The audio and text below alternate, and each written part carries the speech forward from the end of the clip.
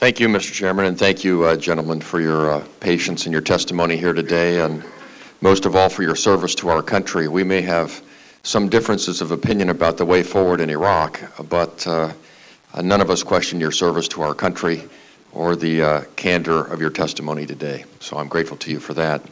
I have the privilege of serving on the Intelligence Committee as well as the Armed Services Committee, and I'm struck in reading the most recent National Intelligence Estimate, which we can't discuss here in detail today, but both reading that and listening to your testimony here today and listening to some of the dialogue about how all of this is subject to differing interpretations.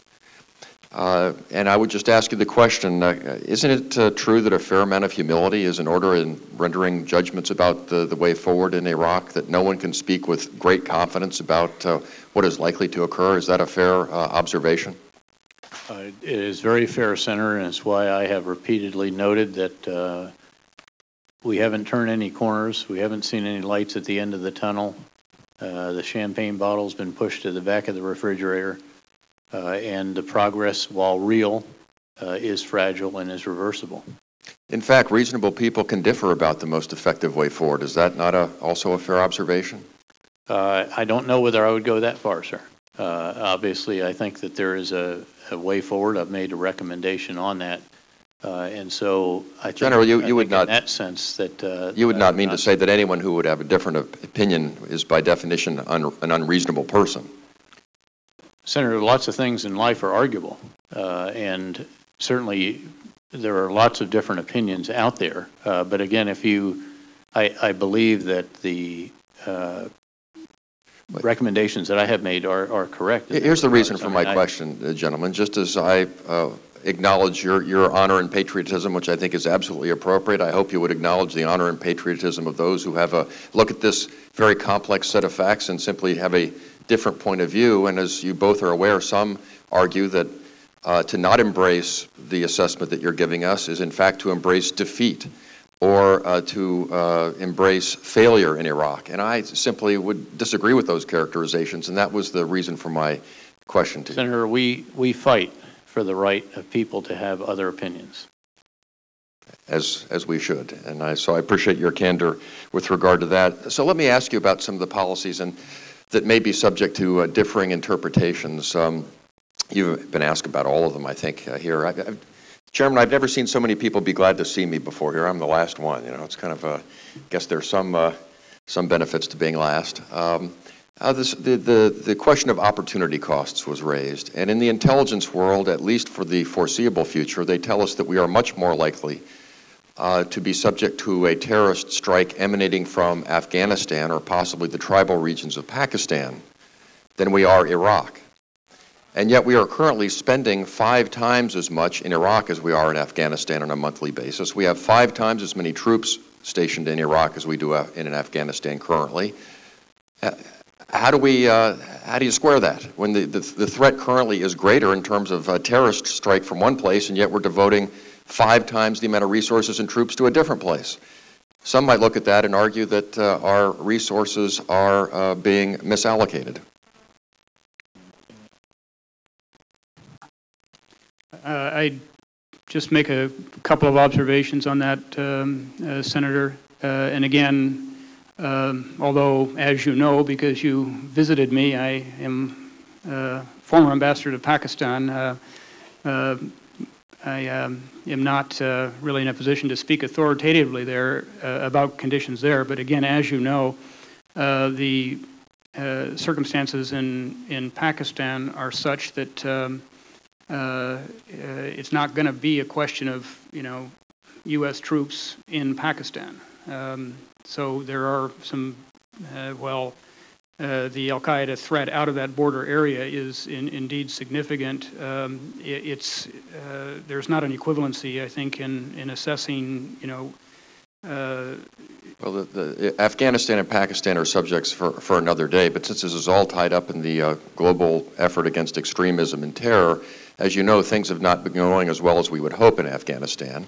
And it's true we're not going to have troops in Pakistan.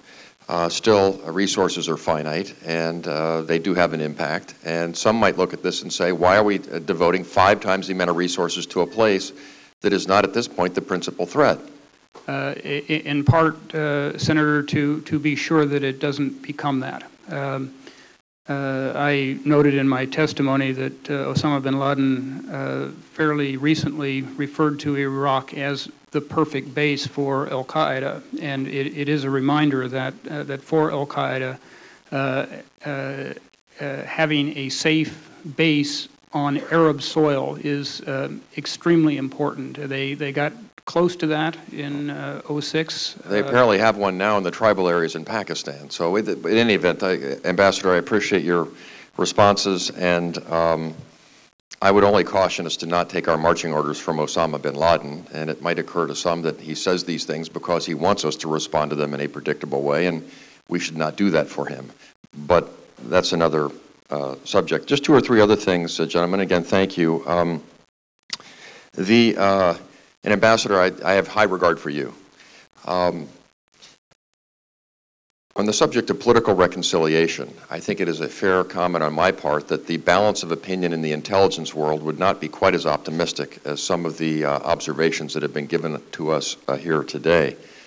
And my question is, does not this, and I use the word open-ended commitment, and I know that you would say our commitment is not open-ended, and yet without any sort of estimate of any kind of endpoint, I don't know how else you define it, that in some ways enables some of the political dysfunction we have in Iraq by basically saying we're there as long as it takes, we're going to invest as much money as it takes. Does that not take some of the impetus off of them to make the hard compromises that only they could make? Again, I am the first to say, going back to your initial comments, that Iraq is both hard and it's complicated. In this particular aspect, it's my judgment based on the year that I've been there that we get political progress when Iraqi political leaders and figures are feeling more secure rather than less, that they are more likely to make the kinds of deals and compromises that we saw in February with that legislative package when they and their communities do not feel threatened. And it would be my concern that if they were to sense that we're moving away from a conditions-based approach to our presence and our actions, that they would then be kind of looking over our heads to what might possibly happen next without us there. And they'd be moving away from compromise, not toward it. Chairman, I just have two brief questions, if I could be permitted. General, my question to you is, I've asked this directly of some of our leading experts in the intelligence arena, and my question was, on a global net basis, is our presence in Iraq creating more extremists and terrorists than we are eliminating within Iraq? And the answer they've given me is that they believe that we are actually creating more than we are eliminating, creating more on a global basis than we're eliminating in Iraq. What would your response to that be? Yeah, I'm not sure I would agree with that, Senator, but again, my responsibilities are Iraq, not the greater global responsibilities. Obviously, I'm a four-star general. I've got strategic thoughts, and again, I would just differ with that particular assessment. I think at this point that we have rolled back, as I mentioned, al-Qaeda, Iraq, in a number of different areas.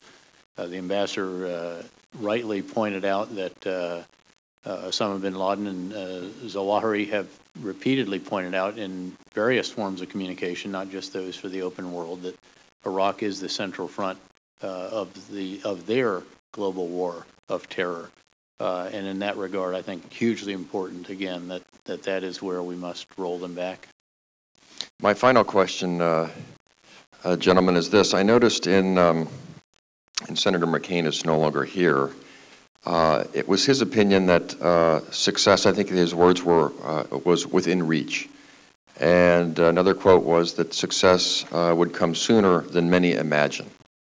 Now, I don't want to get you sucked into the presidential campaign and ask you to respond to that directly, But many Americans are going to look at your testimony here today and all of this proceeding and these questions, and they're asking themselves, well, what does all this mean about the way forward? Is success truly almost at hand, or is this a commitment without end?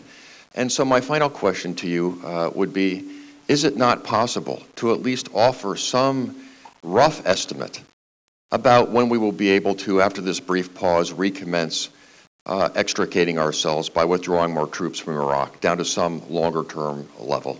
Is it just impossible to offer any rough estimate?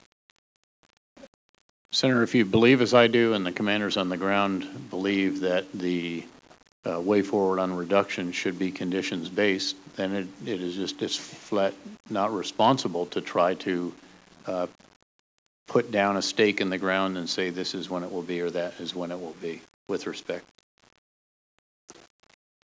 I understand that, General. Many Americans will listen to that and believe this to be an open-ended commitment because, by definition, we won't know until we get there, and there have been so many ups and downs in this thing.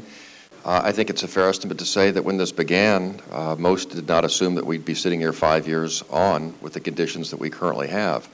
And so, again, I'm just trying to give the American people a fair judgment about where we stand and what the likely way forward is, and I guess the best answer to that is we'll know when we get there, and we don't know when we're going to get there. Senator, as I just said, we believe the appropriate way, based on the military commanders on the ground, to sustain and build on the progress that has been achieved over the course of the last 12 or 15 months, is to make reductions when the conditions allow you to do that without unduly risking all that we've fought so hard to achieve. And we don't know when that point will be. Senator, when the conditions are met is when that point is, and again, that's the way that lays out. Unless you want to risk and jeopardize what our young men and women have fought so hard to achieve over the last 12 or 15 months, then we need to go with a conditions-based approach, and that's why I made that recommendation, obviously. Thank you, Mr. Chairman. General, I would just conclude, but I understand your position. I know why you take the position you do. You can understand the position that leaves the American people in as they try and assess the way forward. Thank you, gentlemen.